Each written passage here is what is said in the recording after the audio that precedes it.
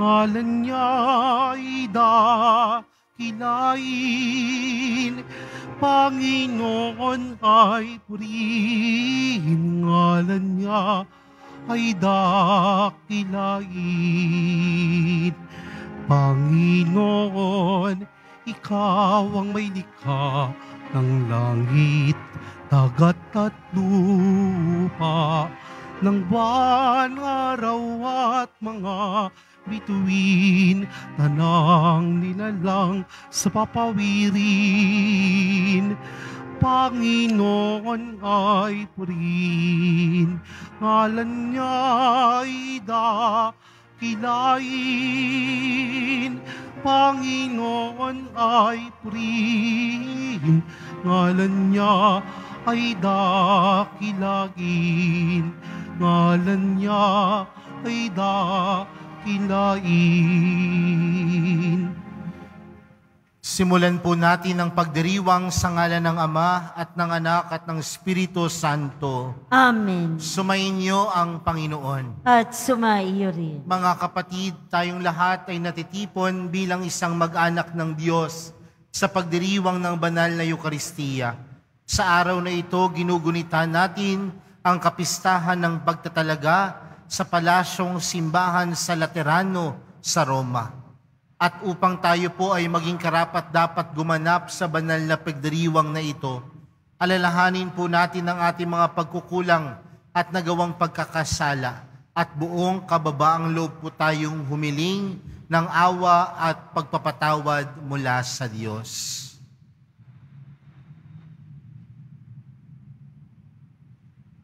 Inaamin ko sa makapangyarihang Diyos at sa inyo mga kapatid na lubha akong nagkasala sa isip, sa salita at sa gawa at sa aking pagkukulang.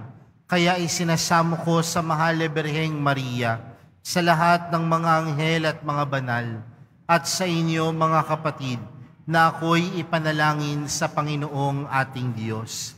Kaawaan tayo ng makapangyarihang Diyos, patawarin tayo sa ating mga kasalanan, at patnubayan tayo sa buhay na walang hanggan. Amen. Panginoon, kaawaan mo kami. Panginoon, kaawaan mo kami. Kristo, kaawaan mo kami. Kristo, kaawaan mo kami. Panginoon, kaawaan mo kami. Panginoon, kaawaan mo kami.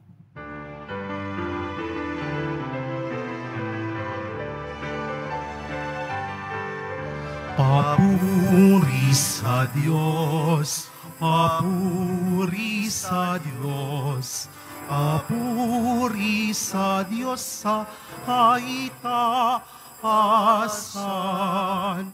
At sa lupa'y kapayapaan, at sa lupa'y kapayapaan sa mga taong hinalulugdan niya. Pinupuri ka namin, dinarangal ka namin, sinasamba ka namin, ipinagbubunyi ka namin, pinasasalamatan ka namin. Dahil sa dakila mong angking kapurihan, Panginoong Diyos, Hari ng langit, Diyos Ama, makapangyarihan sa lahat, Panginoong Jesucristo, bugtong na anak, Panginoong Diyos, Kordero ng Diyos, anak ng Ama. Ikaw na nag-aalis ng mga kasalanan ng sanlibutan, maawa ka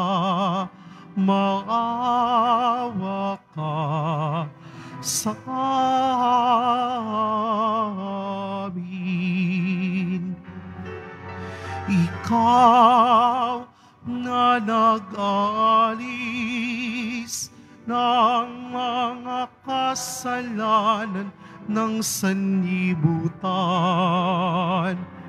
Tanggapin mo ang aming kahilingan. Tanggapin mo ang aming kahilingan. Ikaw na naluluklok sa kanan ng Ama, maawa ka sa amin. Sapagkat ikaw lamang ang banal at ang kataas-taasan. Ikaw lamang, O Jesucristo, ang Panginoon, kasama ng Espiritu Santo sa kadakilaan ng Diyos Ama. Amen. Ng Diyos Ama. Amen. Papuri sa Diyos. Papuri sa Diyos. Papuri sa Diyos sa kaitaasan.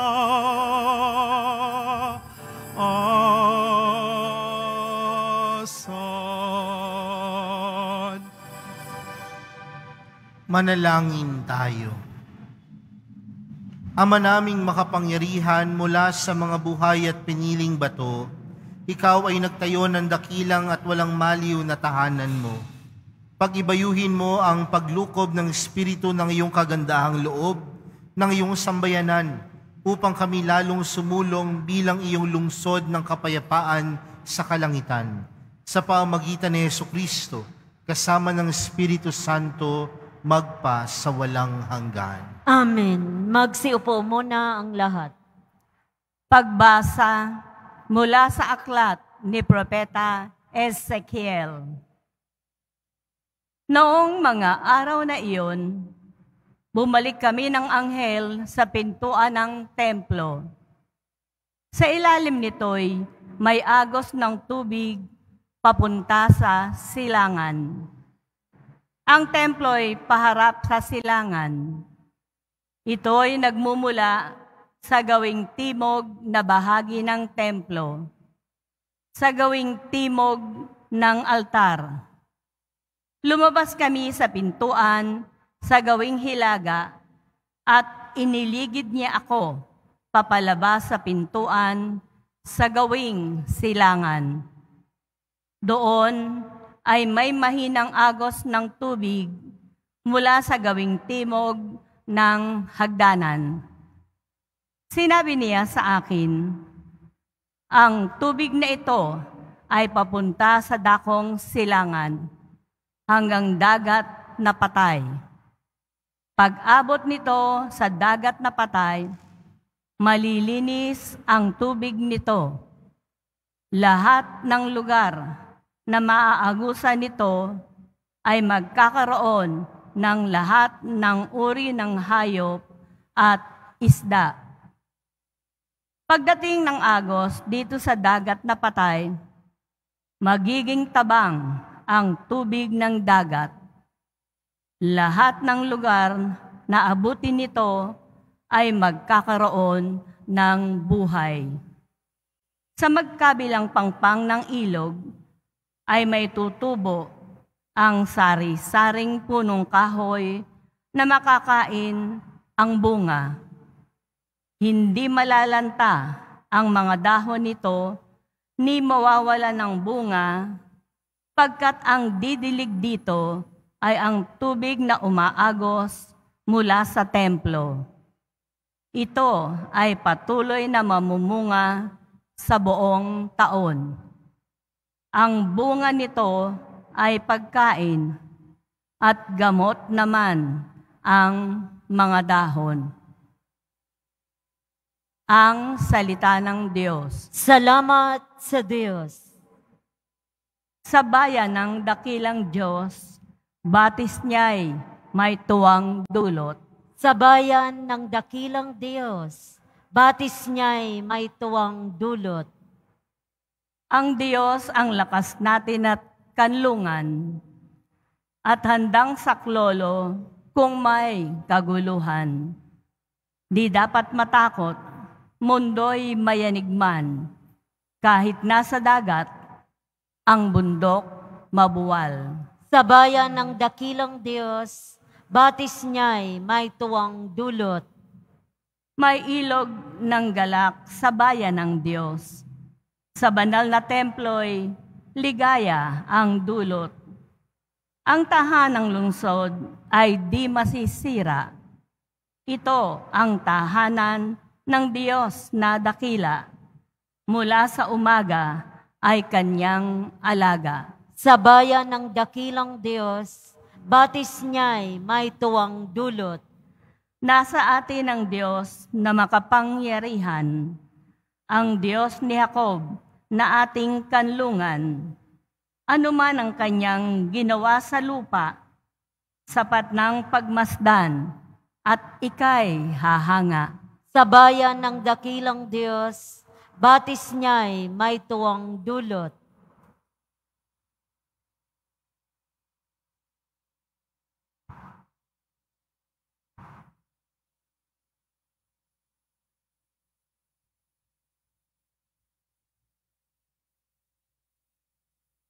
Pagbasa mula sa unang sulat ni Apostol San Pablo sa mga taga-Korinto. Mga kapatid, kayo ang gusali ng Diyos. Ayon sa kalooban ng Diyos sa akin, ako ang naglagay ng pundasyon bilang mahusay na tagapagtayo. Iba naman ang nagpapatuloy ng pagtatayo ng gusali. Ngunit maging maingat ang bawat nagtatayo, sapagkat wala ng ibang pundasyon na maaaring ilagay, liban sa nailagay na, si Hesukristo. Hindi ba ninyo alam na kayo'y templo ng Diyos at naninirahan sa inyo ang Kanyang Espiritu? Parurusahan ng Diyos ang magwasak ng templo niya, sapagkat banal ang templo ng Diyos at kayo ang templong iyan. Ang salita ng Diyos. Salamat sa Diyos. Magsitayo na po ang lahat.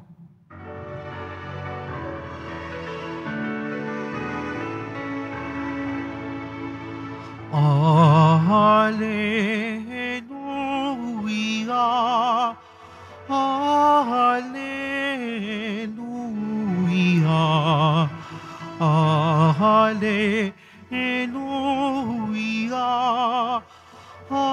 Alleluia.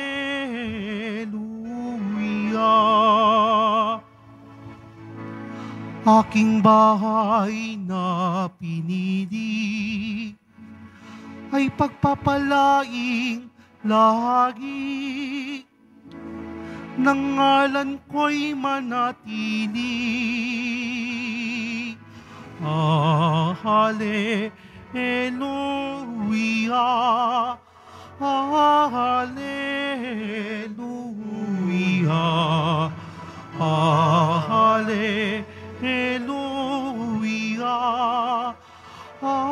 Alleluia.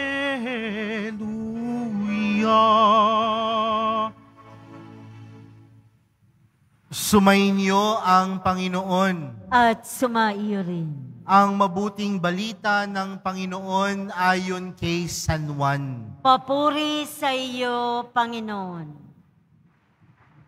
Malapit na ang Pasko ng mga Hudyo, kaya't pumunta si Jesus sa Jerusalem.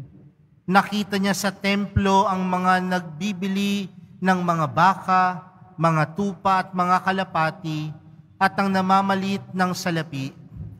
Gumawa siya ng isang panghugupit ng lubid at ipinagtabuyang palabas ang mga mangangalakal, pati mga baka at tupa. Isinabog niya ang salapi ng mga namamalit at pinagtataob ang kanilang mga hapag. Sinabi niya sa mga nagbibili ng kalapati, "Alisin niyo rito ang mga iyan. Huwag ninyong gawing palengke ang bahay ng aking ama." Naalala ng kanyang mga alagad na sinasabi sa kasulatan, "Ang aking malasakit sa iyong bahay ay parang apoy na nag-aalab sa puso ko." Dahil dito'y tinanong siya ng mga Hudyo, "Anong tanda ang maibibigay mo upang patunayang may karapatan kang gawing ito?" Tumugon si Jesus, "Gibain ninyo ang templong ito at muli kong itatayo sa loob ng 3 araw." Sinabi ng mga Hudyo, 46 na taon na ginawa ang templong ito at itatayo mo sa loob lamang ng 3 araw? Ngunit ang templong tinutukoy ni Jesus ay ang kanyang katawan. Kaya't nang siya'y muling mabuhay, naalala ng kanyang mga alagad na sinabi niya ito at nawala sila sa kasulatan at naniwala sila sa kasulatan at sa mga sinabi ni Jesus. Ang mabuting balita ng Panginoon. Pinupuri ka namin, Panginoong Hesukristo. Magsiupo mo na ang lahat. Magandang umaga po sa inyong lahat. Sa atin pong pagtitipon ngayong umagang ito at sa pagdiriwang po natin ng ating banal na Eukaristiya, ginugunita po natin ang kapistahan ng pagtatalaga sa palasyong simbahan sa Laterano sa Roma. At kapag meron po tayong ipinagdiriwang na pagtatalaga ng simbahan, lagi nating binibigyang diin, binibigyang pansin kung ano nga po ba talaga ang simbahan. At kapag naririnig natin ang isang simbahan, marahil ang unang bagay na pumapasok sa ating kaisipan ay yung struktura. Isang gusali na sa bubong may krus. Ganyan natin naiintindihan ng simbahan. Pero ano nga ba talaga ang simbahan? Ang simbahan ay templo. At paano natin pinapaliwanag ang isang templo?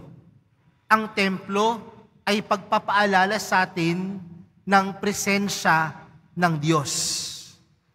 Pero mga kapatid, para po sa ating mga Kristiyano, ang simbahan ay hindi lamang isang gusali. Ang simbahan ay hindi lamang isang istruktura. Bagkus, ang bawat miyembro nito, ang bawat isa sa atin ay tinatawag na simbahan. Kaya nga, kung ang simbahan ay banal, ibig sabihin, ang bawat isa sa atin tinatawag na maging banal.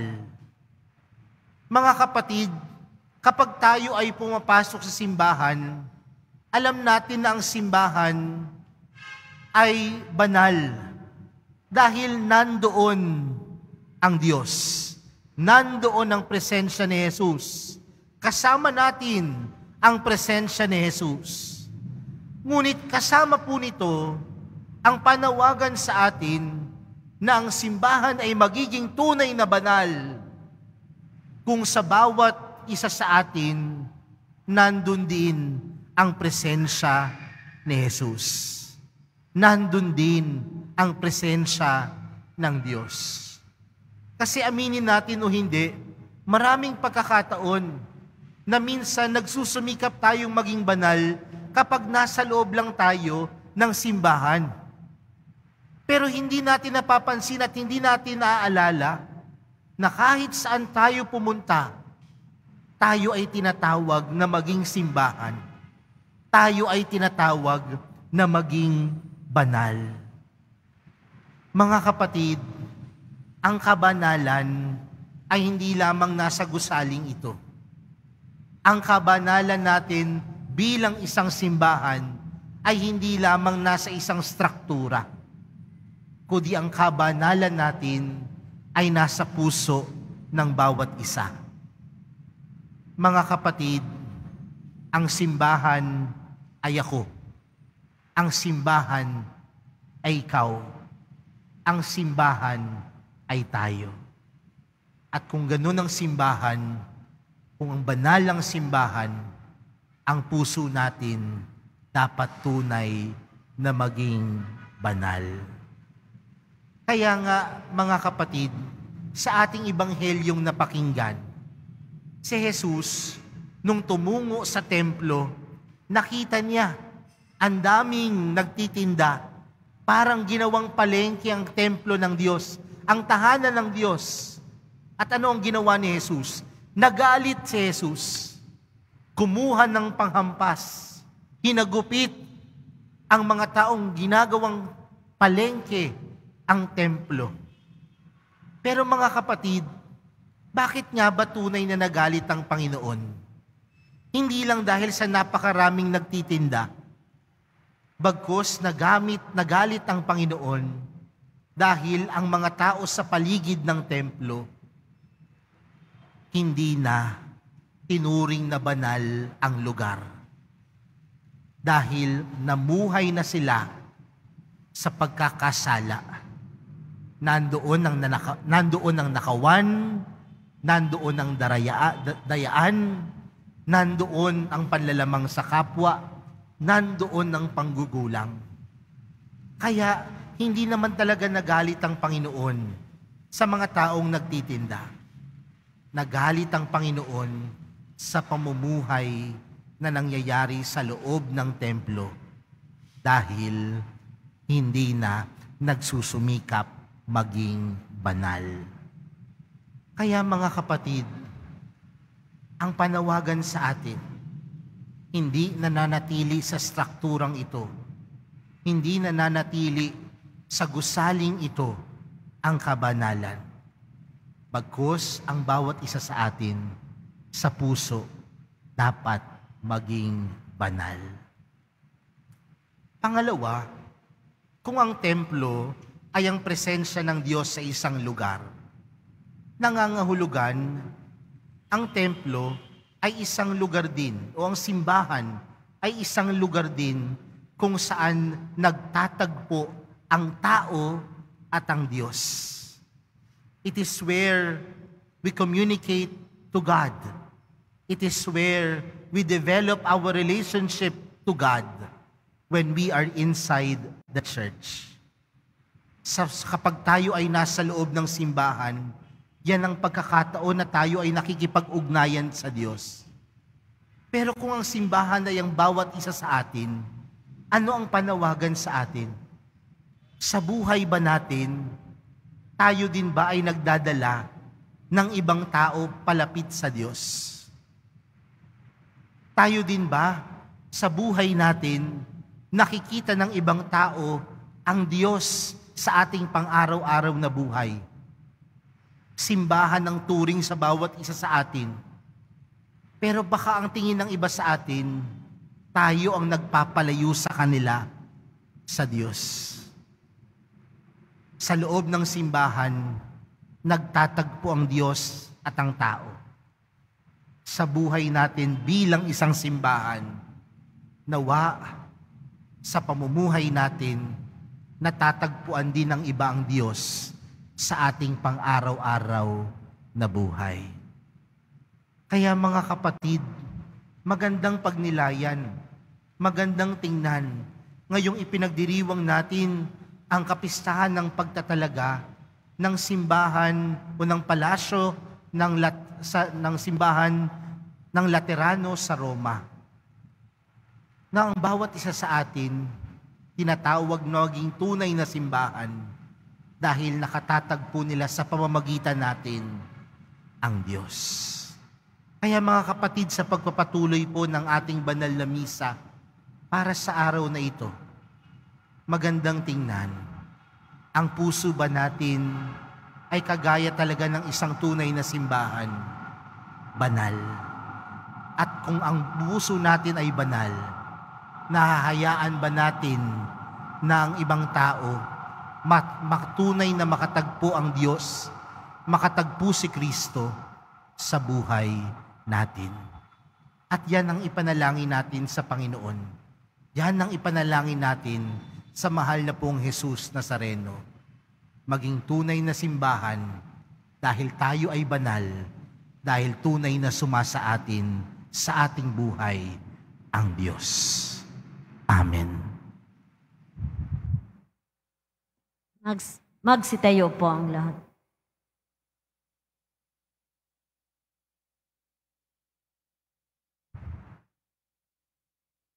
Minamahal kong mga kapatid, nananahan ng ating tagapagligtas sa buhay na templo ng kanyang simbahan, isang binyagang bayan na tinipon sa ilalim ng kahalili ni San Pedro. Manalangin tayo sa ating Ama sa tulong ng banal na Espiritu.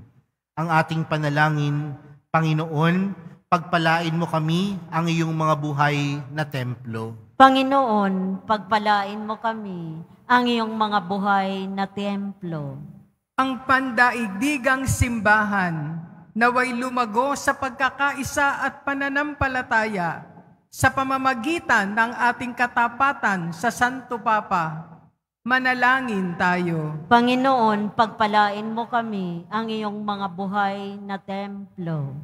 Ang mga bansa naway mabuhay sa kapayapaan at iwasan ang paghihiganti at paglalaban. Manalangin tayo. Panginoon, pagpalain mo kami ang iyong mga buhay na templo.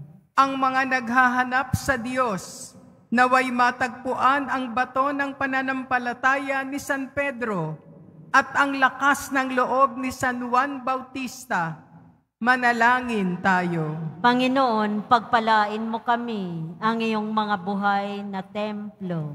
Atin nawang ipakita ang ating pananampalataya sa pamamagitan ng ating pangangalaga at paggamit sa gusaling ito ng simbahan. Manalangin tayo. Panginoon, pagpalain mo kami ang iyong mga buhay na templo. Ang mga yumao, naway maging mga buhay na bato sa walang hanggang templo. Manalangin tayo. Panginoon, pagpalain mo kami ang iyong mga buhay na templo.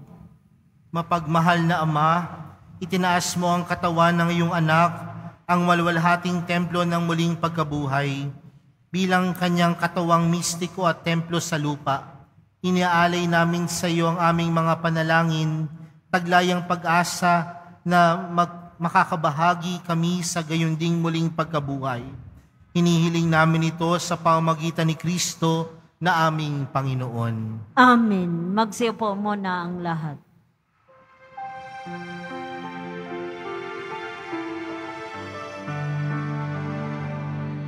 Itong alak at tinapay ay handog sa iyo, Ama. Ito'y bunga ng aming gawang iyong pinagpala.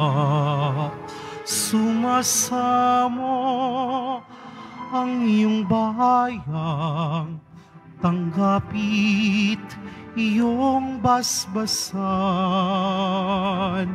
nang sa amin maging tunay na katawan at dugo ng iyong anak. Magsitayo na po ang lahat. Manalangin kayo mga kapatid upang ang paghahain natin ay kalugdan ng Diyos Amang makapangyarihan. Tanggapin nawa ng Panginoon itong paghahain sa iyong mga kamay, sa kapurihan niya at karangalan, sa ating kapakinabangan at sa buong sambayanan niyang banal. Ama naming lumikha, tanggapin mo ang paghahain ito at ipagkaloob mo sa mga nanalangin sa iyo ang lakas na dulot ng pakikinabang sa mga iniaalay dito sa pamamagitan ni Jesucristo kasama ng Espiritu Santo magpa sa walang hanggan. Amen. Sumainyo ang Panginoon. At sumaiyo rin. Itaas sa Diyos ang inyong puso at diwa. Itinaas na namin sa Panginoon. Pasalamatan natin ang Panginoong ating Diyos. Marapat na siya ay pasalamatan. Ama naming makapangyarihan, tunay ngang marapat na ikaw ay aming pasalamatan.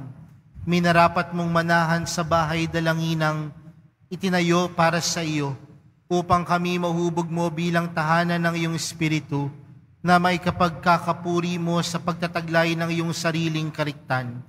Itinalaga mo sa iyong kabanalan ng gusaling kababanaagan ng iyong tinipong sambayan ng kaisa ng anak mo, palagi nang makapagluwal ng mga kasapi na sa iyo't sa sapit ng maluwalhati. Kaya kaisa ng mga anghel na nagsisiawit ng papuri sa iyo nang walang humpay sa kalangitan, kami nagbubunyi sa iyong kadakilaan.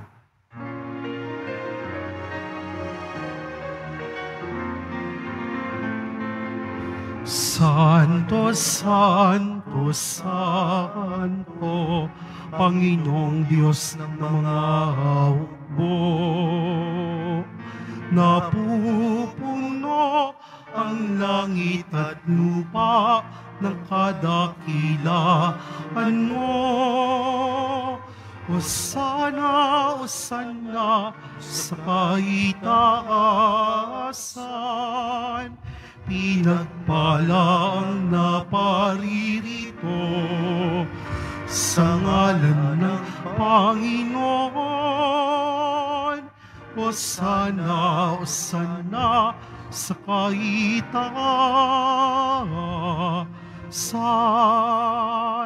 Magsilod po ang lahat. Ama naming banal, ikaw ang bukal ng tanang kabanalan. Kaya't sa pamagitan ng iyong Espiritu, gawin mong banal ang kaloob na ito upang para sa aming maging katawan at dugo ng aming Panginoong Hesukristo.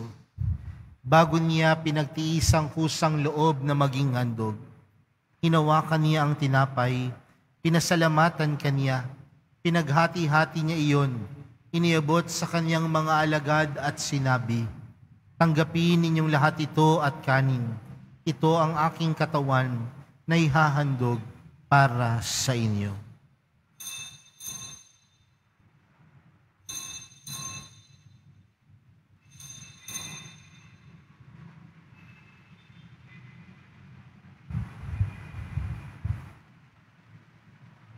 Gayon din naman noong matapos ang hapunan, hinawakan niya ang kalis, muli kanyang pinasalamatan, iniabot niya ang kalis sa kanyang mga alagad at sinabi, "Tanggapin ninyong lahat ito at inumin.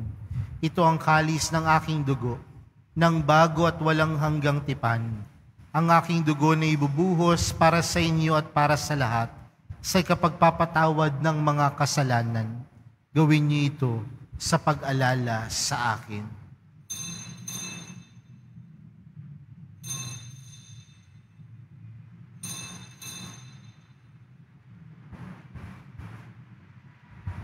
Magsitayo na po ang lahat. Ipagbunyi natin ang misteryo ng pananampalataya. Si Kristo'y namatay, si Kristo'y nabuhay, si Kristo'y babalik sa wakas ng panahon. Ama, ginagawa namin ngayon ang pag-alala sa pagkamatay at muling pagkabuhay ng iyong anak. Kaya't inaalay namin sa iyong tinapay na nagbibigay buhay at ang kalis na nagkakaloob ng kaligtasan. Kami nagpapasalamat dahil kami iyong minarapat na tumayo sa harap mo para maglingkod sa iyo. Isinasamo namin kaming magsasalo-salo sa katawan at dugo ni Kristo ay mabuklod sa pagkakaisa sa pamamagitan ng Espiritu Santo. Ama, lingapin mo ang iyong simbahang laganap sa buong daigdig. Puspusin mo kami sa pag-ibig kay San Francisco na aming Papa at ni Jose na aming Obispo at ng Tanang Kaparian. Alalahanin mo rin ang mga kapatid naming nahimlay nang may pag-asang sila'y muling mabubuhay, gayon din ang lahat ng mga pumanaw. Kaawaan mo sila at patuloyin sa iyong kaliwanagan. Kaawaan mo at pagindapatin kaming lahat na makasalo sa iyong buhay na walang wakas, kaysa ng mahal na Birheng Maria na ina ng Diyos, ng kabiyak ng puso niyang si San Jose, kaysa ng mga apostol at ng lahat ng mga banal na namuhay dito sa daigdig ng kalugod-lugod sa iyo. May pagdiwang nawa namin ng pagpupuri sa ikararangal mo sa pamagitan ng iyong anak na aming Panginoong Hesukristo. Sa pamagitan ni Kristo, kasama niya at sa Kanya, ang lahat ng parangal at papuri ay sa iyo, Diyos amang makapangyarihan, kasama ng Espiritu Santo, magpa sa walang hanggan. Amen. Amen. Amen.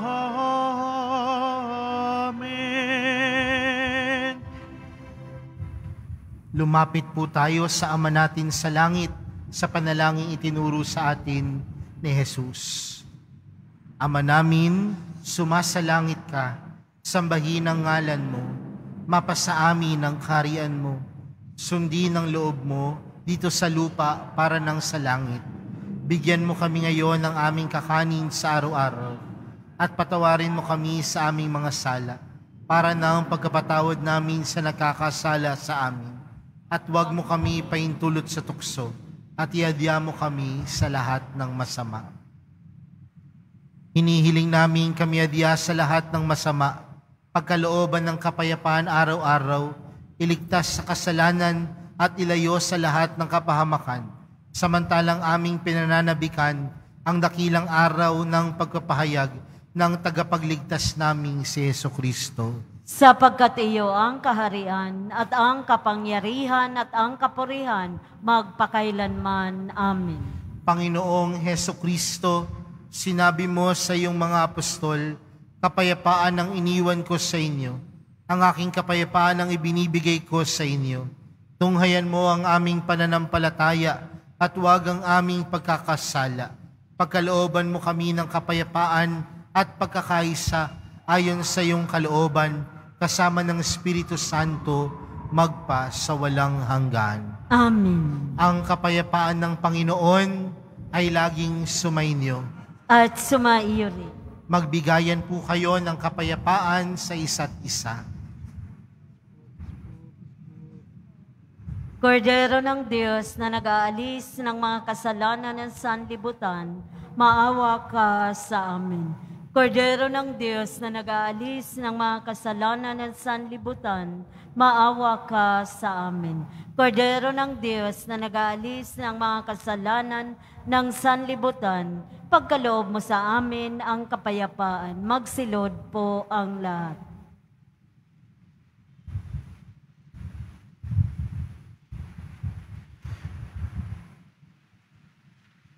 Narito si Jesus, ang Kordero ng Diyos. Siyang nag-aalis ng kasalanan ng sanlibutan. Mapalad ang mga inaanyayahan sa kanyang piging. Panginoon, hindi ako karapat-dapat na magpatuloy sa iyo. Ngunit sa isang salita mo lamang ay gagaling na ako.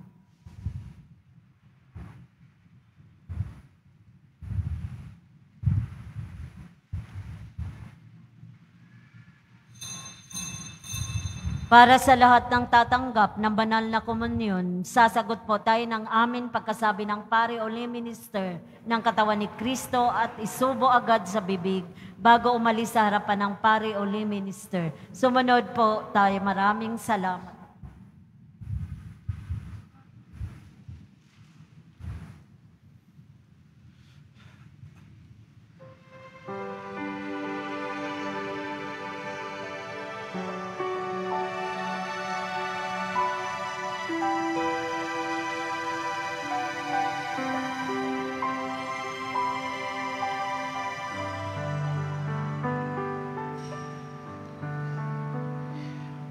How lovely is your dwelling place, O Lord, mighty God, Lord of all. How lovely is your dwelling place, O Lord, mighty God, Lord of all. Even the lowly sparrow finds a home for her brood, and the swallow a nest for herself where she may lay her young. In your altars, my King and my God. How lovely is your dwelling place, O Lord, mighty God, Lord of all. Blessed are they whose dwelling is your home, Lord of peace. Blessed are they, refreshed by springs and by rain, when dryness dawns and scales. Behold my shield, my King and my God. How lovely is your dwelling place, O Lord, mighty God, Lord of all. I would forsake 1,000 other days anywhere if I could spend one day in your courts, belong to you alone. My strength are you alone, my glory, my King and my God.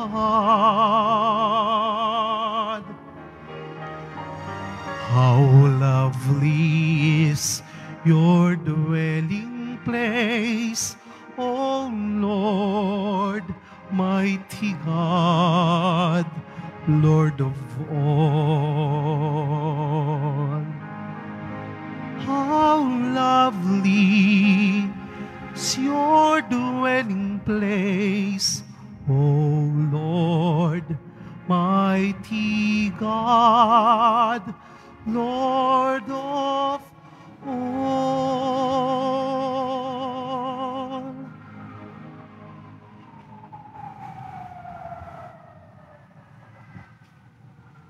Announcement. Available na po ang official na kalendaryo para sa taong 2024 ng ating parokya.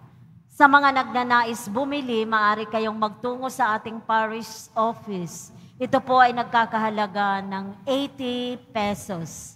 May karagdagang discount sa bulk orders. Available pa rin po ang ating mga All Souls envelope.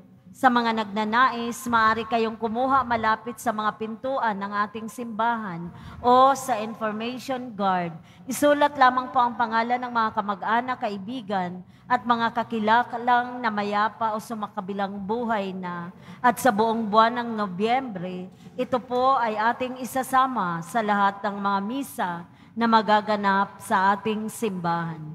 Pagkatapos ng misa, wiwisikan po ang lahat ng banal na tubig. Pinakikiusapan ng lahat na manatili lamang muna sa inyong mga lugar. Tanging sa Quezon Boulevard o sa Plaza San Juan lamang ang labasan ng lahat. Sumunod po tayo. Maraming salamat po sa inyong pagdalaw at pagsisimba sa Basilica Minor at Pambansang Dambana ni Jesus Nazareno. Magsitayo na po ang lahat.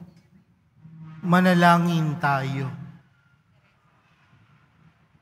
Ama naming mapagmahal, niloob mong ang lungsod ng kapayapaan sa langit ay aming mabanaagan na nakikita naming sambayanan mo sa lupaing ibabaw.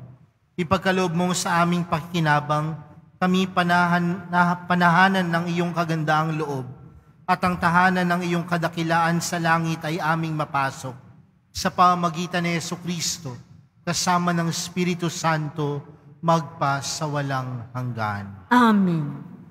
Mga kapatid, ating ipagdasal ang ating mga minamahal na yumao at ang lahat ng mga kaluluwa sa purgatorio. May pesa ka na? Panginoon naming Diyos, Ama namin, Ikaw po ang dahilan ng aming pagsilang. Sa iyo galing ang aming hiram na buhay. Buong kababaang loob po kaming nananalangin at kami nagmamakaawang kalugdan mo po ang mga kaluluwa na mga pumanaw na sa mundong ito. Sila naway magkamit ng buhay sa iyong piling. Alisin mo ang anumang mga karumihan ng kasalanan upang sila ay maging marapat sa iyong walang hanggang kalinisan. Iahon mo sila mula sa purgatorio at bigyan ng puwang sa iyong kaharian sa langit.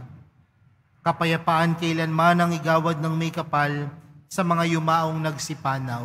Sila naway silayan ng ilaw na walang hanggan. Amen. Mapanatag nawa sila sa kapayapaan.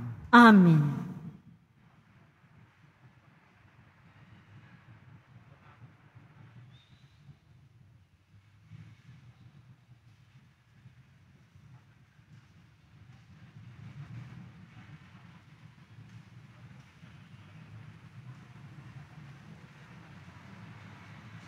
Sumainyo ang Panginoon. At sumaiyo rin. Mahal na pong Jesus Nazareno, inihayag mo sa pamagitan ng krus ang walang maliw na pag-ibig ng Diyos sa sangkatauhan. Pakinggan mo ang kahilingan ng iyong angkan na nagsusumamo sa iyo. Makamtan nawa nila ang iyong katugunan at tanggapin ang kasagutan na may utang na loob na tinatanaw. Basbasan din po ninyo ang mga dala-dala nilang mga imahen at dasalan sa pamamagitan ng bendisyon na ito. Naway maalala nila ang mga pangako nila noon sa binyag na ikaw ang kanilang ibigin at paglilingkuran bilang Panginoon, magpa sa walang hanggan. Amen. At pagpalain po kayong lahat ng makapangyarihang Diyos, Ama, Anak, at ng Espiritu Santo. Amen. Humayo po kayong taglayang kapayapaan ng Poong Jesus Nazareno. Salamat sa Diyos.